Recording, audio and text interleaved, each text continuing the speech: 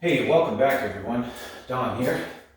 So today I've got to put a oil change, end of season oil change on my 67 Firebird, and thought I'd take you along. Not quite end of season yet. We'll probably drive it a couple more times, but it's November and this is no fun to drive in the cold weather. This is the kind of car you want to drive with the windows down, A couple things I need for the oil change on this. I need some oil, I need the oil filter, and I need a piece of aluminum foil, and I've got some ZDDP, a bit controversial sometimes, but in an older car with flat tappet cam, I use the extra zinc. Remember when just a simple oil change used to be called a lube, oil, and filter, or LOF, and that's what I'm going to go through on this. As I do at the end of every season. It's never a good thing to store your vehicle with dirty oil in it. At least I don't. First thing I want to do is remove the oil cap, remove the cover. Couple reasons. It lets air in. The primary reason I remove the oil fill cover is to remind me that the engine has no oil in it, so don't run it that way. So that cover will stay off until I'm done adding oil to it.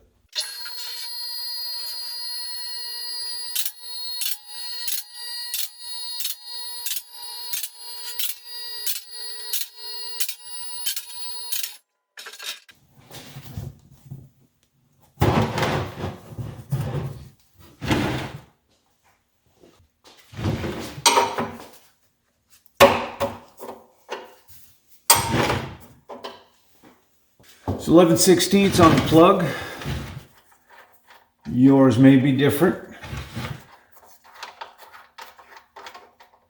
And I did run the car. I took it to the store a little earlier so I could get the oil warm.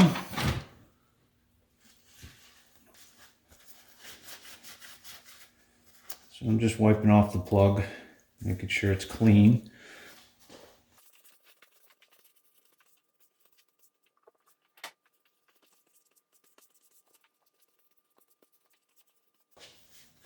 All right, so it's all but done dripping.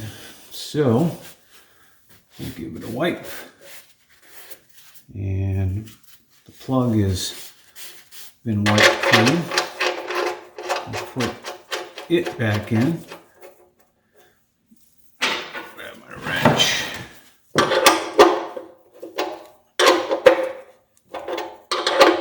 So here's why I wanted the aluminum foil, and that is, as you can see, this filter is extremely close to the header collector, and it's right above it, which is kind of why I don't use cheap filters either, because this has got to get cooking hot. I've had some concerns with that in the past about the heat that this puts on my oil filter, but it's the way it's designed. There's not a whole lot I can do about it, although this exhaust is pretty old. It's been on my wish list to go through this and redo the exhaust, but these headers were on the car when I bought it. But in any case, when you take this out, oil leaks and it gets down inside in between these pipes, and you really can't wipe it off once it gets in there. The only thing you can do is to let it get hot and burn off. So a way to prevent that is I just use a piece of foil. I'll go this way.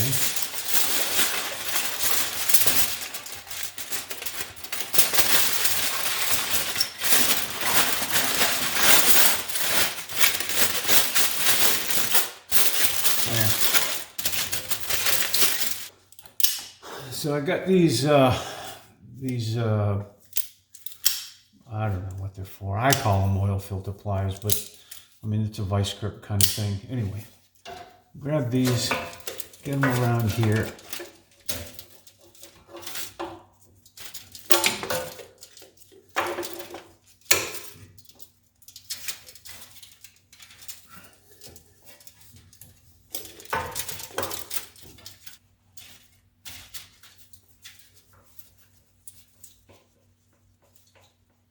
Here it comes.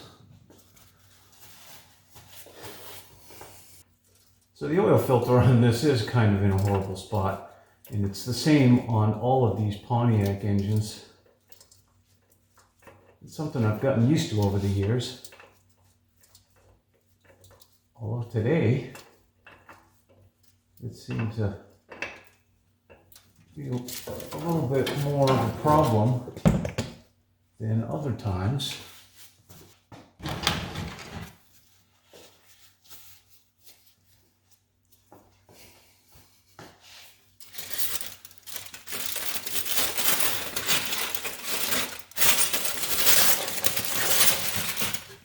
So here's the new filter. We'll put a little oil in it.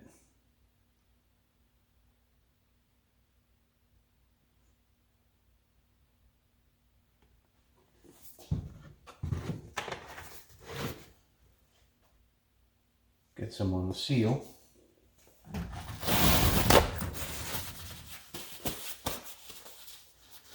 And we'll put this in the car.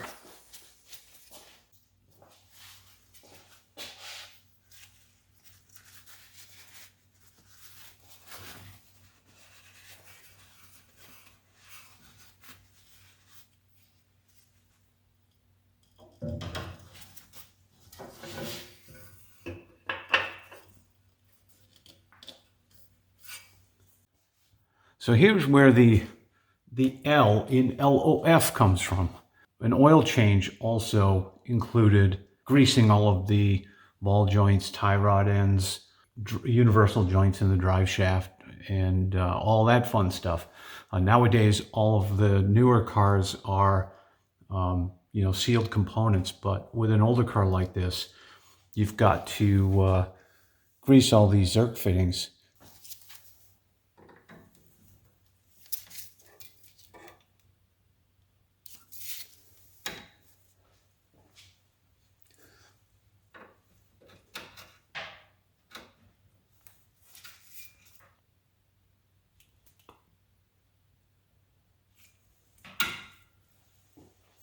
So yes, I hate this grease gun, and I had one. This has got the handle on it, the pump handle. I had one that was the one-handed type squeeze grease gun, and that one worked better, but it didn't work as long. This pump type one is a pain because you need two hands to hold the gun, and it's actually a three-handed grease gun. I will definitely be upgrading here, but it's one of those things you never think about it until you go to use it and you go, oh crap.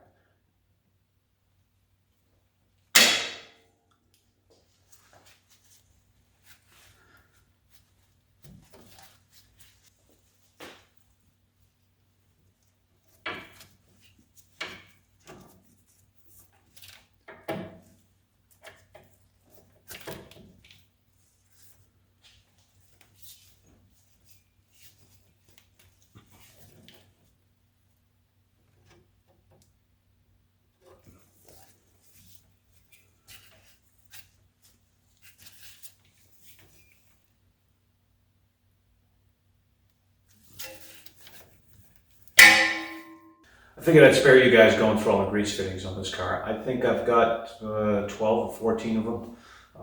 Ball joints, tie rod ends, center link, pitman arm, couple on the drive shaft, one front, one in back, so on and so forth. Now, newer cars don't have all those grease fittings. Everything is sealed up, and so I think the term LOF, or lube oil filter, sort of went by the wayside as cars progressed. Right now, we're used to going into these quickie lube places where they drain the oil, slap in some new oil on a filter, and you're off and running in 10 minutes.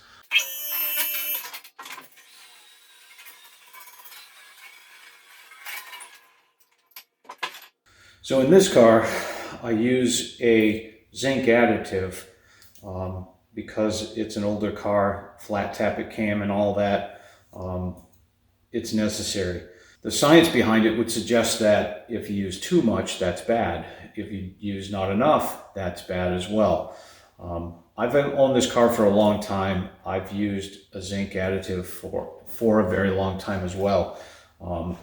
I used to use an oil called Defy by Quaker State, and it is a high zinc type oil. I stopped being able to find it locally, at least in the weight that I use now. In this car, I use 10W40. I've tried 10W30, but my oil pressure is a little bit low because of the thinner oil, so I try to stick with 10W40. With the 10W40, basically I'm using this.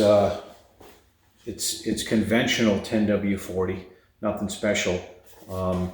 But I've done some research, and they say that oil, the zinc that's in that oil is about 500 parts per million, and the ideal place to be is about 1200 or 1400, somewhere along those lines for a car like this, which is where this stuff comes in. Now it doesn't tell me exactly what's in it in terms of how much zinc. The label says, for best protection, use with every oil change, gasoline engines 1996 or older. Add 1 bottle to engine crankcase. 1997 to 2004, add half a bottle. Diesel engines 2006 and older, add 1 bottle, etc., etc. So you get the idea. So this isn't all zinc. This is just a mixture of zinc and some petroleum-based additives, which is, I bet you, it's just basically motor oil mixed with a certain percentage of zinc. So I don't want to tell you what's right and wrong. I use a zinc supplement. Is it the right thing to do? Maybe, maybe not. And so I'm not here to tell you that you have to use this in your car. That's something you'll have to determine on your own. But I am told that newer oils do not have the amount of zinc that used to be in oils back when this car was more considered modern, right? And so for me, this is the way I'm going to go. This is the way I've always gone with the zinc supplement. It doesn't have to be this brand, but I've been using this brand because it's what's available local to me, and it's always worked.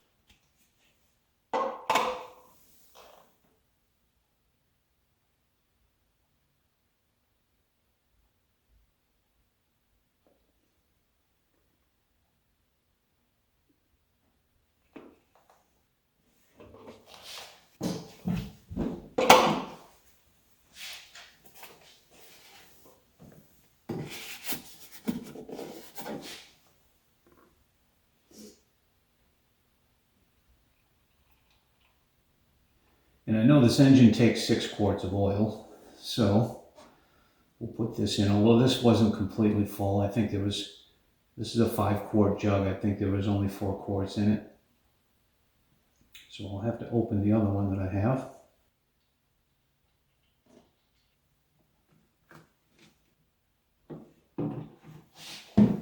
Have to remember too that zinc additive was 11 ounces, so I have to take that in consideration when I fill this. We'll crank that over and we will get oil pressure and then we'll check it.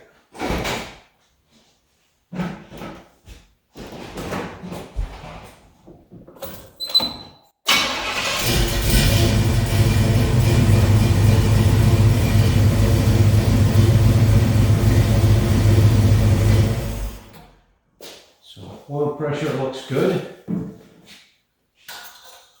probably going to be short a half a quart. So that's pretty much it. I take the old oil, dump it into the container that I just emptied, and I'll bring it to my local parts store and they recycle it for me for free. Well, that brings me back to the old lube, oil, and filter, right? Nobody thinks of it that way. I still remember even the paperwork When it was written up as an LOF, lube, oil, and filter. Those days are pretty much over now. We don't do that anymore. Cars don't necessarily need to be greased like they used to. It's just simply an oil change. That'll do it for this one. I appreciate you checking in. We'll see you next time.